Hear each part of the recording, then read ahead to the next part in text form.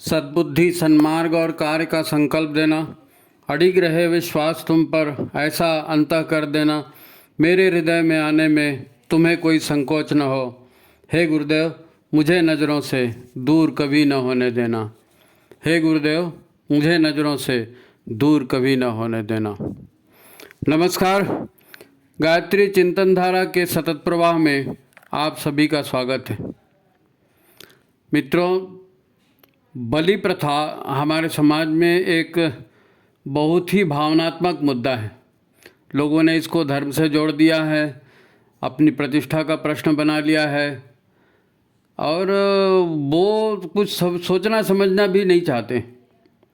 अब यूँ तो सैकड़ों वर्षों से इस पर बहस चल रही है कि बलि प्रथा होनी चाहिए कि नहीं होनी चाहिए, इसके क्या प्रॉफिट लॉस है, मगर ज़रूरत है कि विवेकपूर्ण ढंग से विचार किया जाए। खास करके वो लोग जो सामाजिक क्षेत्र में काम कर रहे हैं, सामाजिक परिवर्तन की बात करते हैं, उनको समाज किस हालत में है, समाज के ऊपर संकट क्या है और इस संकट के काल में जो जो हमको करना है तो उसकी प्रायोरिटी हमारी क्या होनी चाहिए।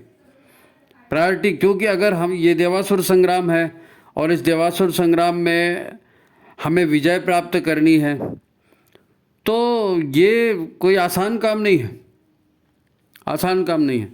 बहुत सी चीज़ों का इसमें विचार करना पड़ेगा, है नहीं। कुछ लोग ये भी कहेंगे कि आज जहाँ हिंदू समाज में हमें एकता की ज़रूरत है, आप बहस का एक और मुद्दा खड़ा कर रहे हो, बलि होनी चाहिए कि नहीं होनी चाहिए। इससे तो समाज में फूट और बढ़ेगी। एक मत होना है, हम अलग अलग होंगे। जब हमारी शोभा यात्राओं को, चाहे वो दुर्गा पूजा की हो, भगवान राम की हो, कृष्ण की हो, शिव जी की हो, किसी के भी हो, शोभा यात्रा निकलती है तो उसको बलपूर्वक रोका जाता है। आप इधर से नहीं जाएंगे, आप ऐसा नहीं करेंगे, आप बाजा नहीं बजाएंगे।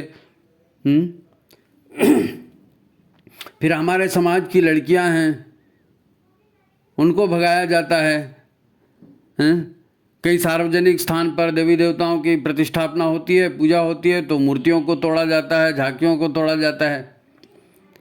ऐसे समय में जब हिंदू समाज अपनी एकता को ढूंढ रहा है तो उनका कहना भी जायज़ है कि भाई हमें एकता के मुद्दों को ढूंढना चाहिए, हम अलगाव की बातें क्यों कर रहे हैं अभी। ऐसे समय में प्रतिकार जब कौन करेगा? जब मूर्तियां तोड़ी जा रही हैं, धर्म पर आघात हो रहा है, तो प्रतिकार करने कौन आएगा? विरोध में खड़ा कौन होगा? ये जितने शांति करने वाले लोग हैं ना, ये तो सबसे पहले मोहल्ला छोड़कर यही लोग भग जाते हैं कि भैया ये तो गुंडे हैं, ये तो मारपीट करते हैं, ऐसे मोहल्ले में हमको नहीं रहना है जहाँ दंगा फसाद होता है। तो हर मोहल्ला छोड़ के, हर प्रांत छोड़ के, हर पूरा हिंदुस्तान छोड़ के जाओगे कहाँ? आप जाओगे कहाँ? आखिर हिंदू कहाँ तक भागते रहेगा? इन तथाकथित शरीफ या भद्र लोगों को तो उनकी हालत ऐसी है कि इनको खून देखते ही चक्कर आने लगता है। और अभी सभी जगह दंगे फसाद हो रहे हैं, कहीं ट्रेन पलटी जा रही है, कहीं बमों से आघात हो रहा है, हर जो शोभा जुलूस, और ये तो मामूली बात है उसको रोकना और उस पर बम बरसाना। आखिर क्षेत्रीय भाव भी समाज में जरूरत है कि नहीं? क्षत्रिय भाव की, क्षत्रिय भाव मतलब ब्राह्मण, क्षत्रिय, वैश्य, शूद्र, 4 वर्ण है ना, 4 तरह के लोग हैं। तो आप सोचते हो कि क्षत्रियता पूरी खत्म हो जाए तो ये कैसे चलेगा? हर तरफ देखना पड़ेगा। अब आदिवासी है, वनवासी है, वो बेचारे जंगलों में रहते हैं, है नहीं, उनका भारी मात्रा में धर्मांतरण होता है और आज नहीं कई साल से हो रहा है, और कितनी पूरी डेमोग्राफी चेंज हो गई वहाँ। अब उनके अपने देवी देवता हैं, उनके अपने रीति रिवाज हैं, वो बलि देते आए हैं, बरसों से देते आए हैं और उसे बड़ा पवित्र मानते हैं। उनकी परंपराओं में उनको काट कर आप अलग करोगे तो 2 ग्रुप हो जाएंगे। बलि देना, मांस खाना, ये छोड़ो, तो फिर उनमें फूट पड़ जाएगी ना। मिशनरियों के लिए ये स्वर्णिम अवसर हो जाएगा। जब आदिवासी समाज आपस में लड़ना शुरू कर देगा बलि प्रथा को लेकर के, मांस खाने को लेकर के, तो ईसाई मिशनरियों का तो सोने में सुहागा हो जाएगा। वो तो यही चाहते हैं। फिर एक बार वो ईसाई बन गए तो फिर आपका भाषण कौन सुनेगा? बलि प्रथा होना चाहिए कि नहीं होना चाहिए वो तभी तक सुनेगा जब तक वो हिंदू है। एक बार हिंदू से बाहर चला गया तो फिर थोड़ी सुनेगा आपकी बात। इन तर्कों में दम है, इन तर्कों में दम है। हिंदू संस्कृति विविधता में एकता वाली संस्कृति है। आप खुद सोच कर देखो ना, समाज में क्या केवल शुद्ध पवित्र साधक ब्राह्मण ही रहेंगे? ऐसा हो सकता है? क्षत्रिय कहाँ जाएंगे, वैश्य कहाँ जाएंगे, शूद्र कहाँ जाएंगे? ये भी प्रवृत्तियां हैं, इस प्रवृत्ति के भी लोग हैं, इसी से तो वर्ण बना है ना। अब इनके बिना समाज रह सकता है क्या? पहले जान तो बचे, पहले समाज तो बचे, आपसी मतभेद बाद में भी सुलझ जाएंगे। इन सब बातों का ये मतलब बिल्कुल नहीं है कि हम बलि प्रथा का समर्थन कर रहे हैं। नहीं, हम बलि प्रथा का समर्थन नहीं कर रहे हैं। ये तो एक तरह का अंधविश्वास है, कुरीति है, हम मानते हैं इसको, हैं? अन्य जैसे अंधविश्वास और कुरीतियाँ उसी तरह उनसे निपट रहे हैं, वैसे इससे भी निपटना है। परंतु आज की स्थितियाँ विशेष है, अतः कुछ हटकर समयानुकूल चिंतन होना चाहिए कि भाई हमारे सामने ये प्रॉब्लम है तो प्रायोरिटी क्या लें। प्रायोरिटी तो अभी संगठित होना जरूरी है, बड़े संकटों से उबरना जरूरी है, हिंदू समाज को जिंदा रखना जरूरी है। ये सत्य भूल जाना मूर्खता होगी। केवल भारत देश ही है जहाँ आज भी 65% हिंदू बचे हैं, और वो भी भारत में भी क्या है, कश्मीर में है नहीं, केरल में वैसी तांडव चल रहा है, तमिलनाडु में तांडव चल रहा है, गोवा ईसाईकरण हो गया है, बंगाल का हाल देख ही रहे हो आप, आसाम त्रिपुरा में सारे घुसपैठी भरे पड़े हैं, मेघालय में अब तो उत्तराखंड और राजस्थान में भी सब वो रोहिंग्या और ये सब घुसे जा रहे हैं, तेजी से सब कब्जा हो रहा है यहाँ वहाँ। बुद्धिमत्ता यही है कि पहले समाज को संगठित करो, पहले समाज को सशक्त बनाओ और समाज को जागरूक करो कि हमारे सामने क्या क्या कठिनाई है। भाई देश बचेगा तो धर्म भी बचेगा, सब बचेगा। और लोकतंत्र है, बहुमत वाली बात होती है। आप धीरे धीरे हिंदू समाज का खत्म हो रहा है ना। जब आज़ाद हुए तो हमारा 88% था, अभी तो हम लोग मुश्किल से 60-62% बचे। तो फिर उड़ीसा की एक बच्ची है, दरअसल उसने जो है ना बलि प्रथा पर ये मुद्दा उठाया है, बलि प्रथा का। और हमने भी सोचा कि अब नवरात्रि वगैरह आ रही है, इस पर लोग बहुत बहस करेंगे, तो हम चाहते हैं कि खुले दिल से इस पर चिंतन हो, खुले दिल से चिंतन हो। बलि प्रथा खराब है, कुरीति है, सब ठीक है, लेकिन अभी करना क्या है, हमारी प्रायोरिटी क्या होनी चाहिए। हम उस बच्ची की भावनाओं का पूरा सम्मान करते हैं और उसका समर्थन भी करते हैं, परंतु अब बात उठी है तो इस पर निष्पक्ष चर्चा जरूरी है, क्योंकि केवल आदर्शवादी कोरी भावुकता से काम नहीं चलता। ये वर्तमान देवासुर संग्राम है। यहाँ हमें गांधी की नीतियों की जरूरत नहीं, श्री कृष्ण की नीतियों की जरूरत है, गीता के संदेश की जरूरत है। तो जरा बात को समझने का प्रयत्न करते हैं, है ना, बात को समझने का प्रयत्न करते हैं। आज बड़ी गंभीर चर्चा का विषय है। आप चैनल को, वीडियो को लाइक कर लीजिए, शेयर कर लीजिए, है ना, सब तक ये पहुंच जाए गंभीर चर्चा का विषय। तो मित्रों शुरू करते हैं बात को। और हम यहाँ बताना चाहते हैं कि ये बलि प्रथा आखिर कहाँ से शुरू हुई, ये कुरीति है या जो भी रीति है, ये पनपी तो कहाँ से पनपी। तो ये उन दिनों की बात है जब भगवान शिव का माता सती से विवाह हो गया था।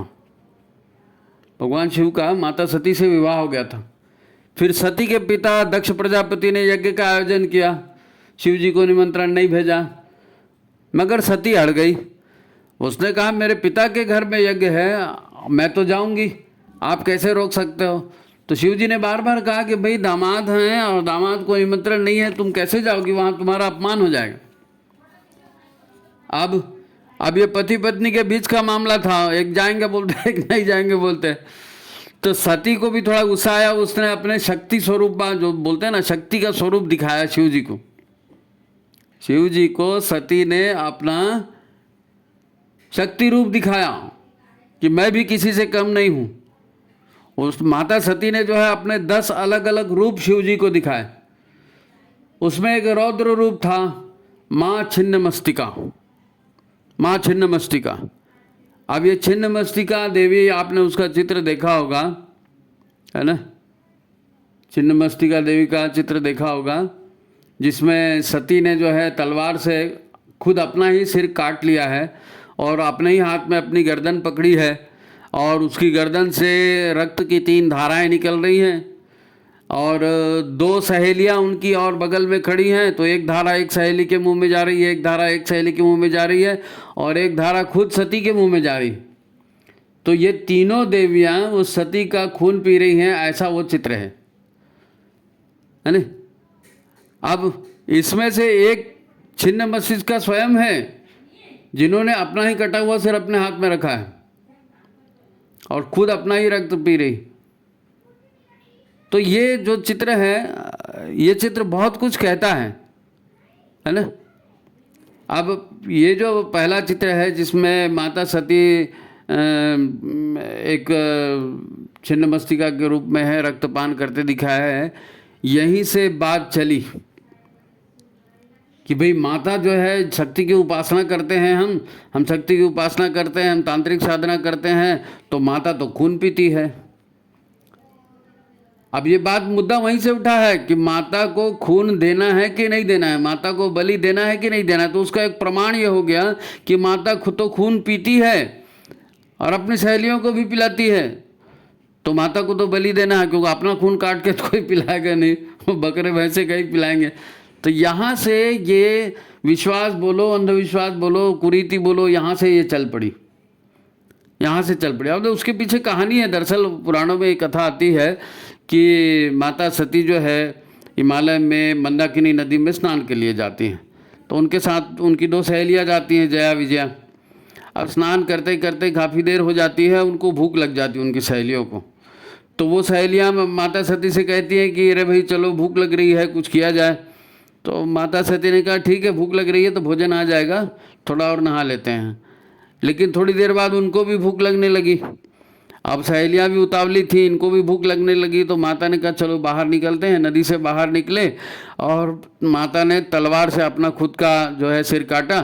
तो उसमें से 3 रक्त की धाराएं निकली, एक जया ने पिया, एक विजया ने पिया, एक माता ने स्वयं पिया। अब ये कहानी है, पुराणों में कथा वर्णन। तो अब लोगों को क्या है, लोगों के क्या है, कौन बताएगा? माता सती आके थोड़ी बताएगी मेरे को क्या चाहिए क्या नहीं चाहिए, कि शिव जी आके थोड़ी बताएंगे क्या चाहिए क्या नहीं चाहिए। तंत्र साधना कर रहे हैं, शक्ति साधना कर रहे हैं। हाँ, शक्ति किस में होती है? खून में होती है।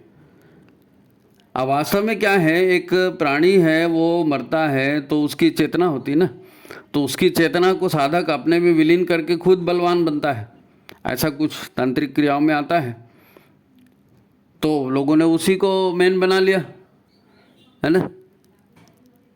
तो ये सब हुआ, माता ने 10 रूप दिखाया तो आखिर शिव जी को अनुमति देनी पड़ी। और फिर पूरी कहानी आप जानते हो किस प्रकार वहाँ उनका अपमान हुआ और माता यज्ञ कुंड में जल के भस्म हो गई, वो कहानी अलग है। बात यह है कि तांत्रिक ढंग से जो शक्ति साधना करते हैं उन्होंने इस बात को पकड़ लिया। अब अपना रक्त कौन दे, अपनी ऊर्जा कौन दे? पशु के रक्त से पशु की ऊर्जा का उपयोग तंत्र साधना में होने लगा, लोग करने लगे। अब देखो कुरीतियाँ ऐसे शुरू होती हैं, अंधविश्वास ऐसे बढ़ता है? अब वो देवी से जुड़ गया ना, भगवान से जुड़ गया, अब कौन बहस करेगा? देवी या शक्ति के जो अन्य रूप हैं जिसमें उन्होंने नरमुंडों की माला पहनी है या कमर में नरमुंड लटके हैं, तो ये सब नरमुंड हिंसा के रूप हैं। उन्होंने राक्षसों को मारा, असुरों को मारा, जिन्होंने मनुष्यों का जीवन हराम करके रखा था उनको मारा, उनके मुंडों को लगा करके रखा। अब उन्होंने उनको पूरा हिंसक देवी ही बना दिया कि भैया इनको खून पिलाओ तभी ये खुश होंगी, तो इनको बलि दो तभी ये खुश होंगी, तो इनकी कृपा होगी तो हमारे दुख दर्द दूर होंगे। अब लोगों ने सोचा कहाँ तक कोई कंट्रोल लगाए जी। कुरीतियाँ ऐसे ही तो शुरू होती हैं, ऐसे ही शुरू होते हैं। अब वो असुरों के संहार का, असुरों के विनाश का प्रतीक था वो मुंडा लटकाना। आखिर वो माता है, उन्होंने मानवता के दुश्मनों का संहार किया था। बकरे मुर्गे नहीं काटे छिन्न मस्तिका ने भाई। अच्छा, अपना तंत्र मंत्र किसी को समझ में आता नहीं, फिर नरमुंड देखते ही भूत प्रेत आदि इन सब का भी ख्याल आने लगता है। तो अंधविश्वास, धोखाधड़ी, कुरीति, इसकी भरपूर गुंजाइश बनती है ना, इसकी भरपूर गुंजाइश बनती है। लोग अध्ययन थोड़ी करते हैं, अपने दिमागी घोड़े दौड़ाते हैं, ऐसा हुआ होगा फिर ऐसा हुआ होगा, तो फिर अब किसी ने कहानी बना दी, वो कहानी चल गई, परंपरा। तो हजारों वर्षों से इसका स्वरूप लगातार बिगड़ते बिगड़ते अभी यहाँ तक पहुँच गया है। अच्छा, देश में भी कई मंदिर हैं जहाँ ऐसी बलि प्रथा आज होती है और पंडित पुजारी भी करते हैं। अच्छा, वही घरों में भी होता है, नवरात्रियों में होता है, अन्य पर्वों पर होता है, विभिन्न देवी देवताओं की पूजा के नाम पे जानवर मारे जाते हैं। अब आप इसे रोकेंगे कैसे? इसे कैसे रोकेंगे? लोगों की आस्था से जुड़ गया वो प्रश्न। हमारे कुल देवता हैं, बेटे की शादी हो रही है, नहीं करेंगे तो फिर ये हो जाएगा, तो हमारा लड़का जो है वो मर जाएगा, तो बहू विधवा हो जाएगी। तो न जाने कहाँ कहाँ की कहानी जोड़ लिया। अंधविश्वास, अंधविश्वास को क्या को पंख थोड़ी, अब वो चल पड़ा। ऐसे रोकोगे कैसे भाई? बलि प्रथा मतलब ऐसा ही नहीं कि खाली मंदिरों में बलि देते हैं। हमारे यहाँ अब ये छत्तीसगढ़ में लगभग हर गांव में आपको ऐसे मिल जाएंगे, हर गांव में लोग मिल जाएंगे। कोई किसी पर्व में करता है, कोई किसी जवारा में करता है, कोई किसी नवरात्रि में करता है, कोई मन्नत मांग के करता है, कोई कुछ करता है, लेकिन होता सब जगह। समाज की रूढ़ियों को तोड़ना है ना, माने उस समूह से बैर लेना है। और एक अकेला आदमी समूह से बैर नहीं ले सकता। कौन अपने समाज से बैर लेगा? ये सोचना समझना कोई चाहता नहीं ना। और आपको उसी समाज में रहना है, शांति से रहना है। अब कैसे करोगे? कैसे करोगे? समाज से विरोध लोगे? नहीं होता, अच्छे अच्छों में नहीं होता। मैंने देखा है, सब जानते हैं कि शराब पीना बुरी बात है। तो आज कौन सी शादी ऐसी है जिसमें बाराती जो है दारू नहीं पीते? बताओ, कौन सी शादी है जिसमें बाराती दारू नहीं पी रहे हैं? कौन बंद करेगा दारू पिलाना? वो कुरीति नहीं है क्या? अरे हम श्राद्ध तर्पण के लिए लोगों को घर घर बुलाने के लिए जाते हैं, हमको क्या जवाब मिलता है? हमको जवाब मिलता है कि श्राद्ध तर्पण हम लोग नहीं करते। हमने कहा क्यों नहीं करते? हिंदू नहीं हो? बोले नहीं, हिंदू तो हैं, हमारे यहाँ होता है, बड़े भैया करते हैं। बड़े भैया जब तक जिंदा हैं हम लोग तर्पण नहीं करेंगे। अरे बड़े भैया अभी जीवित हैं तो श्राद्ध तर्पण हम कैसे कर सकते हैं? अब ये आर्गूमेंट उनका दे रहा, अगर हम कर देंगे तो हमको समाज से निकाल देंगे।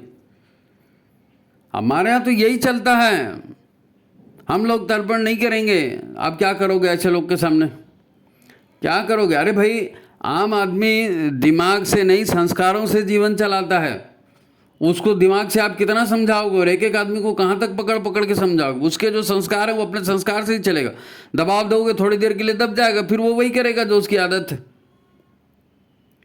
हम लोग नहीं करते, हमारे यहाँ महिलाएं जाप नहीं करती, हमारे यहाँ फलाना नहीं होता। आप घर घर जाओगे, मिलोगे तो आपको पता चलेगा हैं? अब किसी का बच्चा है, अंडा चिकन खाकर बाहर से आया, बाप ने उसको डांट लगाई। अब बाप खुद घर में पिज्ज़ा बर्गर मंगा के खा रहा है, रात के 11 बजे तक पार्टियों में जा रहा है शादी की, वहाँ मैगी खा रहा है, कचौड़ी ठूस रहा है। अब क्या बोलोगे उसको? तो अंडा चिकन खा लिया तो बुरा हो गया, रात को 11 बजे तुम वो पिज्ज़ा बर्गर खा रहे हो और मैगी ठूस रहे हो, कचौड़ी ठूस रहे हो, वो ठीक है? अरे अच्छा बुरा सोचो ना भाई, किसी के पीछे डंडा लेके क्यों फिरते हो? कुरीतियाँ कुरीतियाँ हैं, बुराइयाँ बुराइयाँ हैं, उनसे संघर्ष लेना, हाँ लेना है, लेकिन दिमाग भी तो लगाओगे। देखो अन्यथा नहीं लेना।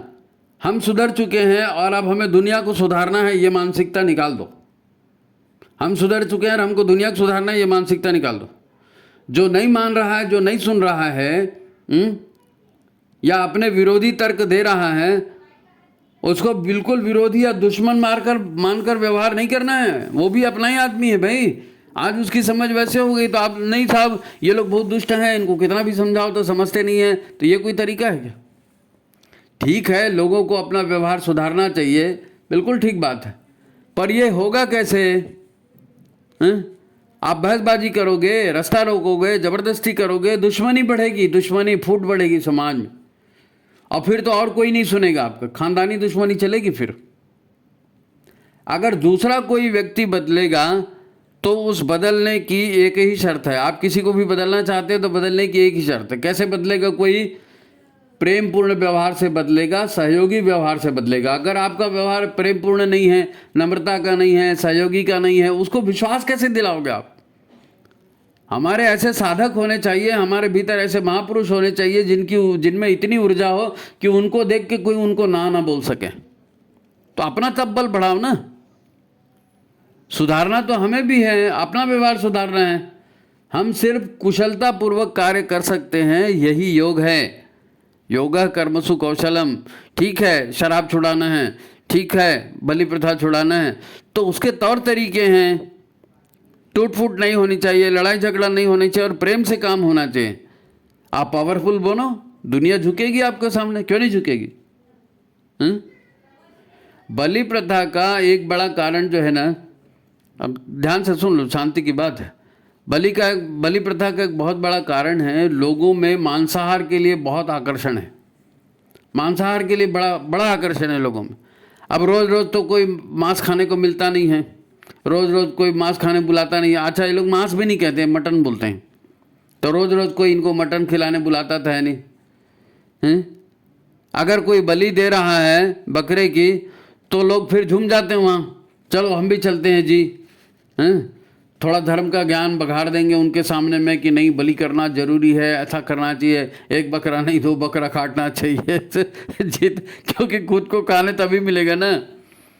अब देवी देवताओं की जोर जोर से जय बोल रहे हैं, वो देवी देवताओं को जय नहीं बोल रहा, उनको बकरा मार के मांस खाना है, वो मांस खाने का आकर्षण है। खून का टीका ले लेंगे, सबको टीका लगाएंगे, नहीं नहीं नहीं, ये तो खून का टीका तो जरूरी है, आप आए हो तो आपको खून का टीका तो लगाना पड़ेगा, नहीं देवी नाराज हो जाएगी। बस हर बात के लिए देवी नाराज हो जाएगी। इसी बहाने बकरा भात खाने को मिलता है, ये आकर्षण है, ये आकर्षण है, बकरा भात खाने को मिल रहा है। ये भोगों का आकर्षण है, इसका क्या करोगे आप बताओ, कैसे रोकोगे इसको?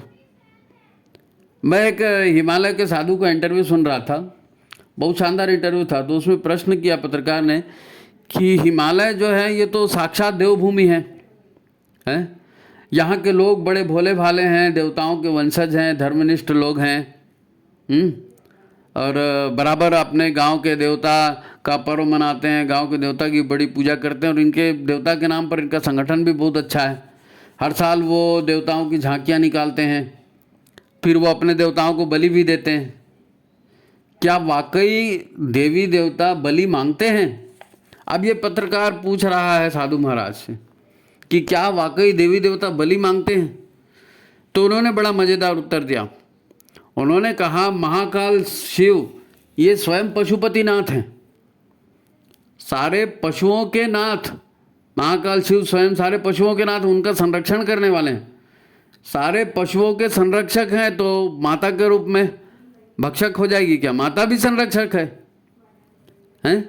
माता सती ने स्वयं कितने ही रूप धरे, पर उन्होंने भी असुरों का संहार किया, ये बकरा मुर्गी थोड़ी मारी। माँ भक्तों को देती है, माँ भक्तों को देती है, भक्तों से लेती नहीं है कि मेरे को बलि चढ़ाओ। कौन माँ कहेगी मेरे को भेंट ला के दो? नहीं कहेगी। माँ भक्तों को देती है, सुरक्षा देती है, जीवन देती है, हैं? वो भला भक्तों से बलि क्यों मांगेगी? वो भक्त स्वयं जाते हैं, माता से सौदा करते हैं। भक्त स्वयं माता के पास जाते हैं, कुल देवता के पास जाते हैं और सौदा करते हैं, मन्नत मांगते हैं, हमारा ऐसा ऐसा काम कर दो, हम बकरे की बलि देंगे, हमारा ऐसा ऐसा काम कर दो, हम भैंसे की बलि देंगे। लोग खुद जा करके उन देवी देवताओं की जो मूर्तियां होती हैं उनके सामने बोल करके आते हैं भाई। अच्छा, इसी बीच कोई भक्त जो है जुलूस में जो है पूजा स्थल में बाल वाल खोल देता है, फिर वो इधर उधर सिर पटकने लगता है, हूँ हाँ करता है। लोग कहते हैं कि इसको देवी आ गई। वो बेचारे मासूम होते हैं, उनको ज़्यादा कुछ मालूम नहीं होता, वो सीधा कह देते हैं इसको देवी आ गई। वो उसकी सेवा में भिड़ जाते हैं, फिर कोई उसके ऊपर पानी डाल रहा है, कोई उसको पैर दबा रहा है, कोई उसको धुआं कर रहा है, पता नहीं क्या क्या करे। अब ऐसे कोई जगत माता किसी के शरीर में घुस के कुछ मांगेगी क्या? जगत माता किसी के शरीर में घुस के मांगेगी? अरे वो तो सबको जीवन देने वाली है, वो लुटा रही है अपना प्रेम, वो सारे जीवन के साधन दे रही है, वो जाके किसी के शरीर में कुछ मांगेगी जी? उसको और कोई काम नहीं है, हैं? अच्छा, कई बार तो लोग नाटक करते हैं, परंतु प्राय जो है ना, कहानी कुछ और भी होती है, कहानी कुछ और भी होती है। अच्छा, इसके पीछे एक सीन और है। मतलब प्राय क्या है, अशरीरी प्राणी जो है ना, जो मर चुके हैं और जिनका नया जन्म नहीं हुआ, वो किन्हीं कारणों से भटक रहे हैं, तो ऐसे अशरीरी प्राणी जो अपना शरीर छोड़ चुके हैं पर उनकी भोगों की लालसा खत्म नहीं हुई, तो वो किसी श्रद्धावान भक्त को या किसी धर्म भीरू व्यक्ति को ढूंढते हैं, और वो चेतना जो है ना, जो बाहर भटक रही थी, वो धर्म भीरू के शरीर में घुस जाती। फिर वो जो बाल खोल के डांस करना और वो करना होता है, ऐसा ना पूरा, ये सब वो चालू हो जाता है, वो आत्मा करवाती है फिर उस शरीर में घुस के लोगों से। वो मांसाहार के लिए उत्पात करती है, नहीं मेरे को बकरा चाहिए, अमावस के दिन ऐसा करना, अमाव पूर्णिमा के दिन ऐसा करना, और काला बकरा होना और सफ़ेद बकरा होना, ये सब वो वहाँ से आती है। अब फिर ये आत्मा एक भी हो सकती है, अधिक भी हो सकती है, एक से अधिक। बलि, रक्त और मांस उन्हें मिलना है, उसका भाग उनको मिलना है, इसलिए वो नाटक करते हैं। अब वो नाटक करते हैं तो फिर वो दिखाते भी हैं कि हाँ हम देवी हैं, हम देवता हैं।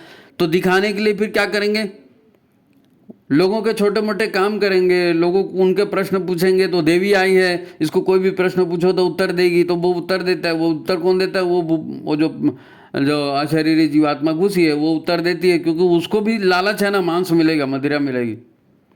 लोग समझते हैं देवी आ गई, देवता आ गए। अब सीधे साधे शब्दों में तो इन्हें भूत प्रेत भी कह सकते हो ना, पर अब लोग ग्राम देवता की सवारी निकल रही है तो लोग बोलते भाई ग्राम देवता आ गया, शरीर में घुस गया। तो ये भोले भालेपन लोग हैं और उनका वैसा व्यवहार है।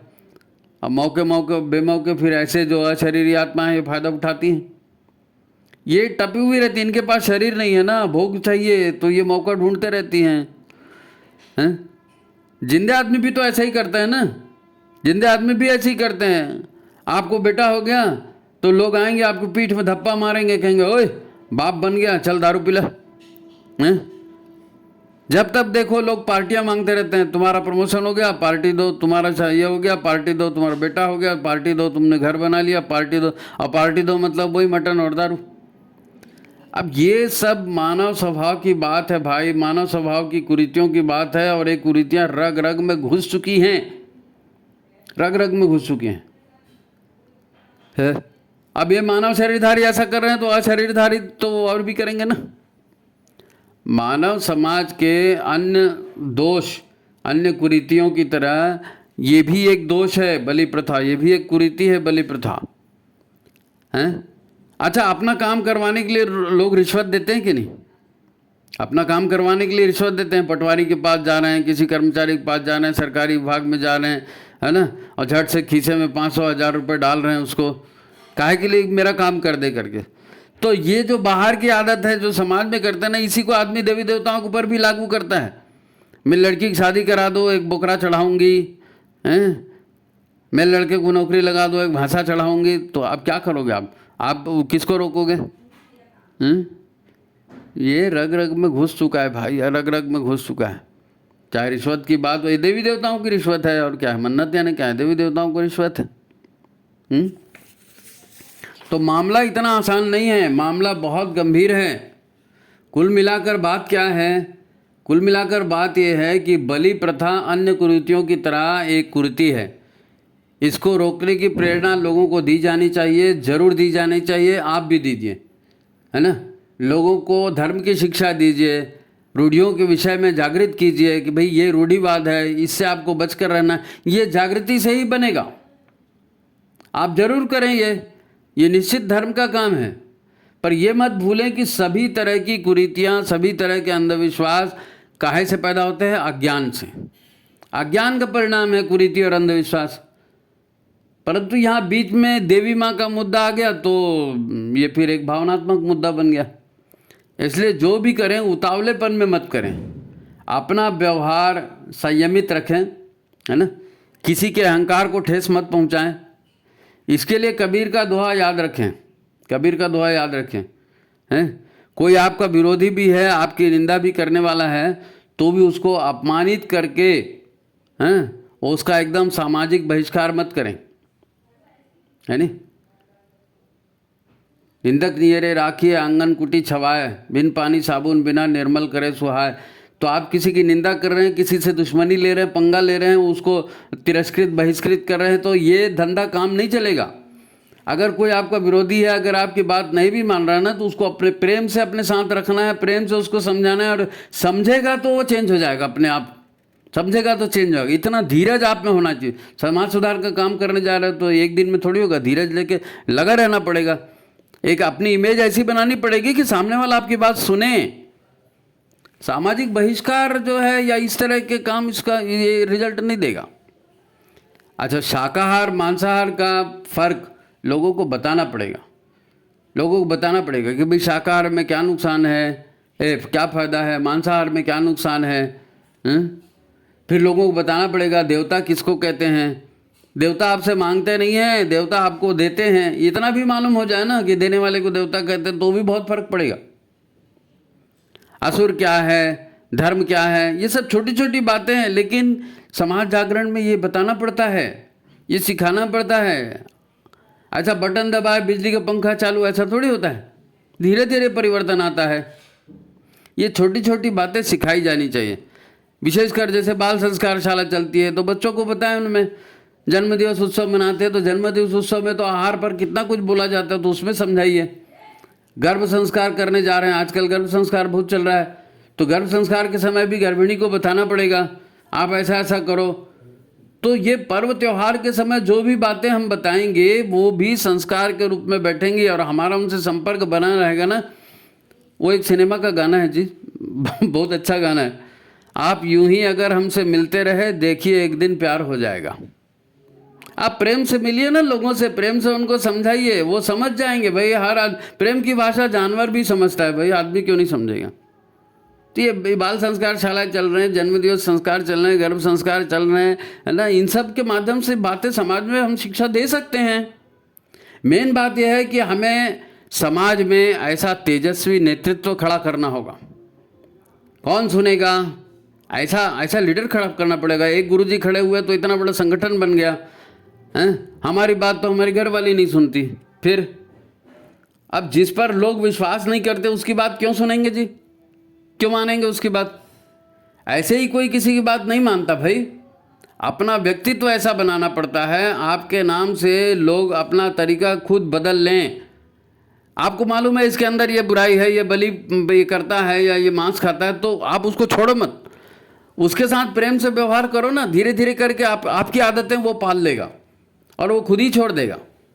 उसका फार्मूला है कि आप अपनी बुराइयों के पीछे डंडा लेके मत बढ़िए, आप अपनी अच्छाइयाँ बढ़ाते चले जाइए, बुराई अपने आप छूट जाएगी। तरीका परिवर्तन का यही है।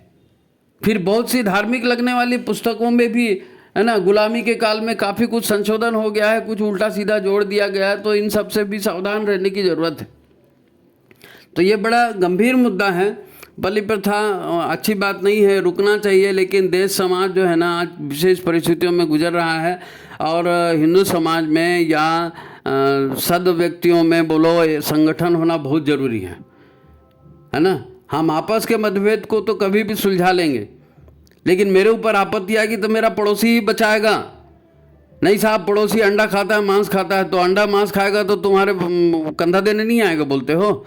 ऐसा नहीं होता है। छोटी छोटी बातों को नेगलेक्ट भी करना पड़ता है। ठीक है, हमारे ख्याल में है, हमको जब वक्त मिलेगा, जब मौका आएगा, हम अपने आचरण से लोगों को सुधारेंगे, हम अपने आचरण से लोगों को सुधारेंगे। यही तरीका है, गुरुदेव ने यही बताया है।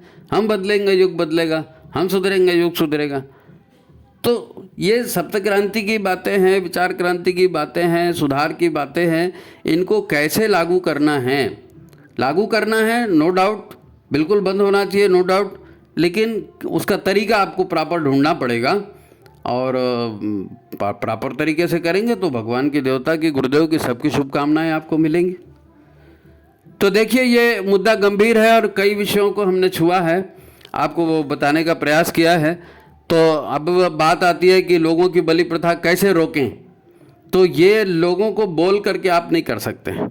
उसके लिए आप प्लानिंग बनाइए, एटमॉस्फेयर बनाइए, वातावरण बनाइए और धीरे धीरे उनके दिमाग को बदलिए, धीरे धीरे उनके दिमाग को बदलिए। चर्च में जाने के लिए लोगों को कैसे बदला जाता है, ब्रेन वॉश किया जाता है। आप करो ना ब्रेन वॉश, क्यों नहीं कर सकते आप।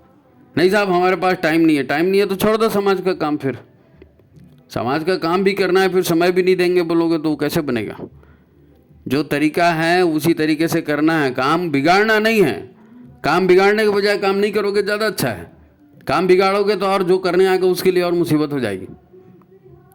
तो बड़ा सेंसिटिव मुद्दा है बलि प्रथा का, और आपको यदि आप ये आंदोलन चला रहे हैं तो शुभकामनाएं हैं, आपको ज़रूर सफलता मिले, लेकिन आप गुरुदेव के मार्ग से चलिए, गुरुदेव के सिद्धांतों से चलिए।